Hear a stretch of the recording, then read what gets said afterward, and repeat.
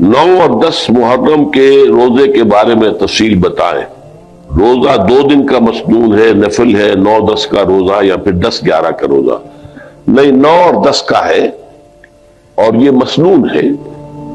ویسے نفلی روزہ شمار ہوگا، لیکن چونکہ حضور جب مدینہ تشریف لائے تو مدینہ کے یہودی جو ہیں یہ 10 محرم کا روزہ رکھتے تھے۔ تو حضور نے پوچھا کہ یہ کیوں رکھتے ہیں آپ روزہ؟ تو انہوں نے کہا کہ اس تاریخ کو ہمیں جو آل فرعون سے ان سے نجات ملی تھی اور فرعون غرق ہوا تھا اور ہم آزاد ہوئے تھے، تو حضور نے فرمایا کہ موسیٰ پر تو ہمارا حق تم سے زیادہ ہے، ہم موسیٰ کو مانتے ہیں، پوری طرح مانتے ہیں، لہذا حضور نے اپنے صحابہ کو بھی حکم دیا کہ تم روزہ رکھو، حالانکہ ابھی رمضان کا روزہ بھی فرض نہیں ہوا تھا۔ تو یہ اس وقت کا ہے، تو اس لیے روزہ 2 دن کا کہ ہم وہ یہود سے اپنے معاملے کو علیحدہ کرنے کے لیے یہ کہ وہ 1 دن کا رکھتے تو ہم 2 دن کا رکھیں۔